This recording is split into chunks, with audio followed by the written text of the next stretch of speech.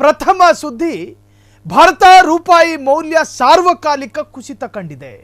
Dollar ಎದುರು ರೂಪಾಯಿ ಮೌಲ್ಯ 88.15ಕ್ಕೆ ಕುಸಿತ. ಕಳೆದ 8 ತಿಂಗಳಲ್ಲಿ 3 ರೂಪಾಯಿಯಷ್ಟು ಕುಸಿತ ಕಂಡಿದೆ. ಭಾರತದ ರೂಪಾಯಿ ಮೌಲ್ಯ ಸಾರ್ವಕಾಲಿಕ ಕುಸಿತ. ಡಾಲರ್ ಎದುರು ರೂಪಾಯಿ ಮೌಲ್ಯ 88.15ಕ್ಕೆ ಕುಸಿತ ನಿಜಕ್ಕೂ ನಿರೀಕ್ಷಿಸದ ಒಂದು ಮೌಲ್ಯ. ಕಳೆದ 8 ತಿಂಗಳಲ್ಲಿ 3 ರೂಪಾಯಿಯಷ್ಟು ಕುಸಿತ. ಪೆಟ್ರೋಲ್ ಬೆಲೆ 100ಕ್ಕಿಂತ ಕಡಿಮೆಗೆ ಇಳಿಯುತ್ತಲೇ ಇಲ್ಲ.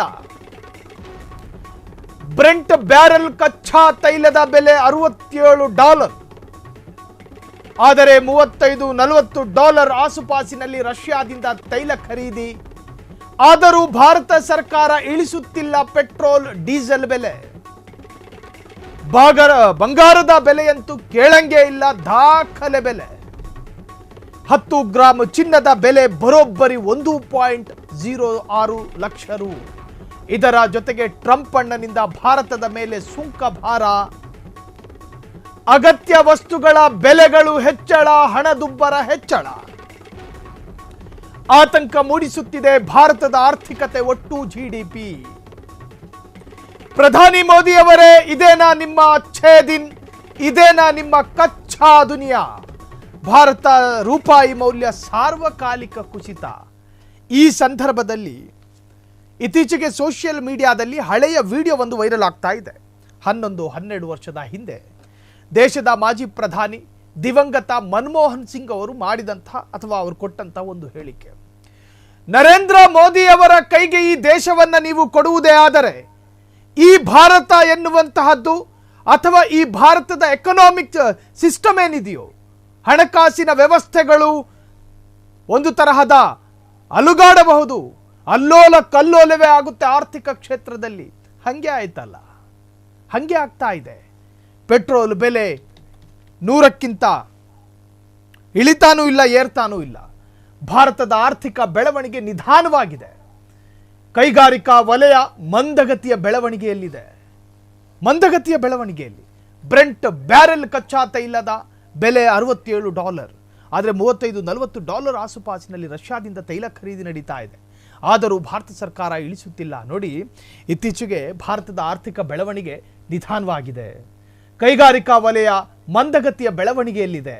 ಬ್ಯಾಂಕಿಂಗ್ ವಲಯದಲ್ಲಿ ಕುಸಿತ, ಭಾರೀ ಕುಸಿತವನ್ನು ಕಾಣ್ತಾ ಇದೆ. ಬ್ಯಾಂಕಿಂಗ್ ವಲಯದಲ್ಲಿ ನಗರ ಪ್ರದೇಶಗಳಲ್ಲಿನ ಆರ್ಥಿಕ ಚಟುವಟಿಕೆಯು ನಿಧಾನತೆ, ಜೊತೆಗೆ ಹೆಚ್ಚುತ್ತಾ ಇರತಕ್ಕಂಥ ಹಣದುಬ್ಬರ ಅದಕ್ಕೆ ಮುಖ್ಯ ಕಾರಣ. ಹೀಗಾಗಿಯೂ ಕೂಡ ಗ್ರಾಮೀಣ ಬೇಡಿಕೆಯಲ್ಲಿ ಸುಧಾರಣೆ, ಕೃಷಿ ಉತ್ಪಾದನೆಯ ಬೆಳವಣಿಗೆ, ಸರ್ಕಾರದ ಬಂಡವಾಳ ವೆಚ್ಚ ಹೆಚ್ಚಾಗುವ ಸಾಧ್ಯತೆಯಿಂದಾಗಿ ಆರ್ಥಿಕ ಬೆಳವಣಿಗೆಯು ಚೇತರಿಕೆ ಕಾಣಬಹುದು ಎಂದು ನಿರೀಕ್ಷಿಸಲಾಗಿತ್ತು, ಆದರೆ ಕಾಣ್ತಾ ಇಲ್ಲ. ಕೈಗಾರಿಕಾ ವಲಯದಲ್ಲಿ ಹೆಂಗೆ ಮಂದಗತಿ ಅಂತ ನೀವು ಕೇಳಬಹುದು. ಕೈಗಾರಿಕಾ ಉತ್ಪಾದನೆ ಮತ್ತು ಸೇವಾ ವಲಯದಲ್ಲಿನ ಬೆಳವಣಿಗೆ ದರದಲ್ಲಿನ ಇಳಿಕೆ ಆರ್ಥಿಕತೆಯನ್ನ ಹಿನ್ನಡೆಸಿದೆ, ಅದನ್ನು ಹಿಂದಕ್ಕೆ ಹಾಕಿದೆ. ಇನ್ನು ಬ್ಯಾಂಕ್ ಸಾಲದ ಬೆಳವಣಿಗೆಯಲ್ಲಿ ಕುಸಿತ ಹೆಂಗೆ? ಬ್ಯಾಂಕಿಂಗ್ ವ್ಯವಸ್ಥೆಯಲ್ಲಿನ ಸಾಲದ ಬೆಳವಣಿಗೆ ತೀವ್ರವಾಗಿ ಕುಸಿದಿರುವಂತಹ ಒಂದು ಕಾರಣವೂ ಹೌದು. ಹೆಚ್ಚಿನ ಸಾಲ, ಅದನ್ನು ಪಾವತಿ ಮಾಡುವವರ ಸಂಖ್ಯೆ ಕಡಿಮೆ ಆದರೆ ಬ್ಯಾಂಕ್ ವಹಿವಾಟಲ್ಲೂ ಕೂಡ ಇಳಿಕೆ ಕಾಣುತ್ತೆ. ಇನ್ನು ನಗರ ಬೇಡಿಕೆಯಲ್ಲಿ ಇಳಿಕೆ, ಹೆಚ್ಚುತ್ತಿರುವ ಹಣದುಬ್ಬರದಿಂದಾಗಿ ವಿಶೇಷವಾಗಿ ಆಹಾರ ಪದಾರ್ಥಗಳ ಬೆಲೆ ಏರಿಕೆ, ಜನರು ಖರ್ಚುಗಳನ್ನು ಕಡಿತಗೊಳಿಸುತ್ತಿದ್ದಾರೆ. ಇದರಿಂದಾಗಿ ನಗರ ಪ್ರದೇಶಗಳಲ್ಲಿನ ಗ್ರಾಹಕರ ಬಳಕೆಯು ತೀವ್ರವಾಗಿ ಕಡಿಮೆಯಾಗಿದೆ. ತೀವ್ರವಾಗಿ ಕಡಿಮೆ ಆದಾಗ ಅಲ್ಟಿಮೇಟ್ ಬಂದು ಸೇರೋದು ರಾಷ್ಟ್ರದ ಎಕನಾಮಿಕ್ ಸಿಸ್ಟಮಿಗೆ. ಇನ್ನು ಹಣದುಬ್ಬರ ಹೆಂಗೆ? ಆಹಾರ ಪದಾರ್ಥಗಳ ಬೆಲೆ ಏರಿಕೆಯಿಂದಾಗಿ ಹಣದುಬ್ಬರ ಹೆಚ್ಚಾಗಿರುವುದು ಗ್ರಾಹಕರ ಬಜೆಟ್ಗಳಿಗೆ ಹೊಡೆತ ನೀಡಿದೆ. ನೀವು ಯೋಚನೆ ಮಾಡೋದಾದರೆ ಇದರಲ್ಲಿ ಒಂದು ದೃಷ್ಟಾಂತಗಳಿದ್ದಾವೆ. ಇನ್ನು ಆರ್ಥಿಕತೆಯನ್ನು ಚೇತರಿಸುವ ಅಂಶಗಳು ಕೇಂದ್ರ ಸರ್ಕಾರಿ ವೆಚ್ಚ, ಅದರಲ್ಲಿ ಬಂಡವಾಳ ವೆಚ್ಚದಲ್ಲಿ ಹೆಚ್ಚಳವು ಕೈಗಾರಿಕಾ ಉತ್ಪಾದನೆಯನ್ನು ಉತ್ತೇಜಿಸುವ ನಿರೀಕ್ಷೆ ಇದೆ. ಒಟ್ಟಾರೆ ನಾವು ಇವತ್ತು ಹೇಳಲಿಕ್ಕೆ ಬರ್ತಾ ಇರತಕ್ಕಂತಹದ್ದು, ಈ ಹಿಂದೆ ದೇಶದ ಆರ್ಥಿಕ ಸ್ಥಿತಿ ಹೆಂಗಿತ್ತು, ಪ್ರಧಾನಿ ನರೇಂದ್ರ ಮೋದಿ ಬಂದ ನಂತರ ಆರ್ಥಿಕ ಪರಿಸ್ಥಿತಿ ಹೇಗಾಗಿದೆ. ಆದರೂ ಭಾರತ ಸರ್ಕಾರ ಇಳಿಸುತ್ತಿಲ್ಲ ಪೆಟ್ರೋಲ್ ಡೀಸೆಲ್ ದರ. ಬಂಗಾರದ ರೇಟು ದಿನದಿಂದ ದಿನಕ್ಕೆ ಹೆಚ್ಚಾಗ್ತಾ ಇದೆ. ಗಗನ ಕುಸುಮ, ಬಂಗಾರದ ಬೆಲೆಯಂತೂ ಕೇಳಂಗೇ ಇಲ್ಲ, ದಾಖಲೆ ಬೆಲೆ. ಬಂಗಾರದ ಬೆಲೆಯನ್ನು ಕೇಳಿ ನಿಜಕ್ಕೂ ಕೂಡ ಗ್ರಾಹಕರು ಕಂಗಾಲು. 10 ಗ್ರಾಂ ಚಿನ್ನದ ಬೆಲೆ ಬರೋಬ್ಬರಿ 1.06 ಲಕ್ಷ ರೂಪಾಯಿ ಅನ್ನೋದಾದರೆ, ಇನ್ನು ಮತ್ತೊಂದು ಕಡೆ ಅಮೆರಿಕಾದ ಟ್ರಂಪ್ 50% ಸುಂಕವನ್ನು ವಿಧಿಸ್ತೀನಿ ಅಂತೇಳಿ ಭಯಪಡಿಸ್ತಾನೆ ನಮ್ಮನ್ನ. ಮೊದಲೇ ಆರ್ಥಿಕ ಸ್ಥಿತಿ ಅಲ್ಲೋಲ ಕಲ್ಲೋಲ ಆಗಿರಬೇಕಾದ್ರೆ ಅಮೆರಿಕಾದ ಅಧ್ಯಕ್ಷ ಹೇಳ್ತಾನೆ 50% ಸುಂಕ, ಭಾರತಕ್ಕೆ ಪ್ರತ್ಯೇಕ ಸುಂಕ ಅಂತ ಹೇಳ್ತಾನೆ. ಅದು ಕೂಡ ಭಾರವಾಗುತ್ತೆ. ಅಗತ್ಯ ವಸ್ತುಗಳ ಬೆಲೆಗಳು ಹೆಚ್ಚಳ, ಹಣದುಬ್ಬರ ಹೆಚ್ಚಳ ಇನ್ನು ಆತಂಕ ಮೂಡಿಸ್ತಾ ಇದೆ ಭಾರತದ ಆರ್ಥಿಕತೆ. ನಿಜಕ್ಕೂ ಮನಮೋಹನ್ ಸಿಂಗ್ ಹೇಳಿದಂತೆ ಆಯ್ತಾ ಏನು? ಪ್ರಧಾನಿ ಮೋದಿ ಅವರೇ, ಇದೇನಾ ನಿಮ್ಮ ಅಚ್ಚೇ ದಿನ್? ಇದೇನಾ ಅಚ್ಚೇ ದಿನ್? ಇದೇನಾ ಅಚ್ಚೇ ದಿನ್? ಗೋಶ್ರಮ ಮಾಡಿದ್ರೆ ಅಚ್ಚೇ ದಿನ ಭಾರತಕ್ಕೆ. ಮಸೀದಿ ದೇವಾಲಯಗಳ ಸಂಖ್ಯೆ ಹೆಚ್ಚಾದ್ರೆ ಭಾರತಕ್ಕೆ ಅಚ್ಚೇ ದಿನ. ಭಾರತ ಅಂದ್ರೆ ಬರೀ ಮಣ್ಣು ಅನ್ಕೊಂಡಿದ್ದೀರೇನು? ಭಾರತ ಅಂದ್ರೆ ಬರೀ ಭೂಮಿ ಅಲ್ಲ. ಭಾರತ ಅಂದ್ರೆ ಭಾರತದ ಅಭಿವೃದ್ಧಿ, ಭಾರತ ಅಂದ್ರೆ ಭಾರತದ ಸೌಂದರ್ಯ, ಭಾರತ ಅಂದ್ರೆ ಭಾರತದ ನಾಗರಿಕರ ಅನುಕೂಲತೆಗಳು, ಭಾರತ ಅಂದ್ರೆ ಅನಕ್ಷರ ಇಲಿಟ್ರೇಟ್ ಇಲ್ಲದೆ ಇರುವಂತಹ ಒಂದು ಭಾರತವನ್ನು ನಿರ್ಮಾಣ ಮಾಡಬೇಕು. ಅನಕ್ಷರಸ್ಥರ ಸಂಖ್ಯೆಗಳು ಕಡಿಮೆಯಾಗಬೇಕು. ಇಲ್ಲಿನ ಶಿಕ್ಷಣ ವ್ಯವಸ್ಥೆಯಲ್ಲಿ ಬದಲಾವಣೆಗಳು ಬರಬೇಕು. ಇವೆಲ್ಲ ಆಗಬೇಕು ಅಂತ ಹೇಳಿದ್ರೆ ದೇಶದ ಆರ್ಥಿಕ ಸ್ಥಿತಿ ಚೆನ್ನಾಗಿರಬೇಕು.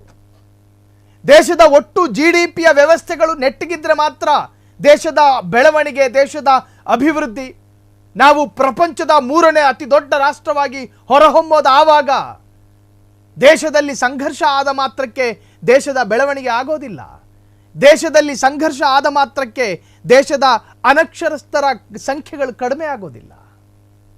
ದೇಶದಲ್ಲಿ ಕೈಗಾರಿಕೆಗಳು, ಉತ್ಪಾದನೆಗಳು, ಕೈಗಾರಿಕೆಗಳು, ಪ್ರೊಡಕ್ಷನ್ಗಳು ಎಲ್ಲವೂ ಹೆಚ್ಚಳ ಆಗಬೇಕು. ದೇಶದಲ್ಲಿ ರೈತರಿಂದ ಹೊಸ ರೀತಿಯ ಉತ್ಸಾಹಗಳು ತೋರಬೇಕು. ಆಗಲೇ ಅವರು ವ್ಯವಸಾಯ ಮಾಡೋದಕ್ಕೆ ಸಾಧ್ಯ. ವ್ಯವಸಾಯ ಮಾಡಿದ್ರೆ ನಮ್ಮ ದೇಶದ ಬೆಳೆ ನಾವು ಬೆಳೆದಿರ್ತಕ್ಕಂಥ ಬೆಳೆಗಳು ಅದನ್ನು ಎಕ್ಸ್ಪೋರ್ಟ್ ಮಾಡಬಹುದು. ನಮ್ಮ ದೇಶ ಇತರೆ ದೇಶಗಳ ಜೊತೆಗಿರ್ತಕ್ಕಂತಹ ನಂಟು ರಷ್ಯಾ ಜೊತೆ ನೆಟ್ಟಿಗಿದ್ರೆ ಸಾಕ, ಅಥವಾ ಇತ್ತೀಚೆಗೆ ಚೀನಾ ಜೊತೆ ನೆಟ್ಟಿಗಿದ್ರೆ ಸಾಕ, ಉಳಿದ ದೇಶಗಳ ವಹಿವಾಟು. ಸೊ ಇವೆಲ್ಲವೂ ಕೂಡ ಕೌಂಟ್ ಆಗುತ್ತೆ. ಮನಮೋಹನ್ ಸಿಂಗ್ನವರು ಹೆಚ್ಚು ಮಾತನಾಡ್ತಾ ಇರಲಿಲ್ಲ, ಕಡಿಮೆ ಮಾತನಾಡ್ತಾ ಇದ್ರು, ಹೆಚ್ಚು ಕೆಲಸ ಮಾಡ್ತಾ ಇದ್ರು. ಆರ್ಥಿಕ ಸ್ಥಿತಿ ಆಗ ಸ್ವಲ್ಪ ನೆಟ್ಟಿಗಿತ್ತು. ಸೊ ಈಗಿನ ಪರಿಸ್ಥಿತಿಯ ಆರ್ಥಿಕತೆಯನ್ನು ನೋಡಿದ್ರೆ ಅಪಾಯದಲ್ಲಿದೆ ಅಂತ ಹೇಳಿ ಒಂದಷ್ಟು ಅಭಿಪ್ರಾಯಗಳು ಕೂಡ ವ್ಯಕ್ತವಾಗ್ತಾ ಇದೆ. ಕ್ಷಣ ಕ್ಷಣದ ಸುದ್ದಿಗಳಿಗಾಗಿ ಫ್ರೀಡಂ ಟಿವಿ ಸಬ್ಸ್ಕ್ರೈಬ್ ಮಾಡಿ, ಲೈಕ್ ಮಾಡಿ ಹಾಗೂ ಫಾಲೋ ಮಾಡಿ. ಹೊಸ ಸುದ್ದಿಗಳ ನೋಟಿಫಿಕೇಶನ್ಗಾಗಿ ಬೆಲ್ ಐಕಾನ್ ಮೇಲೆ ಕ್ಲಿಕ್ ಮಾಡಿ.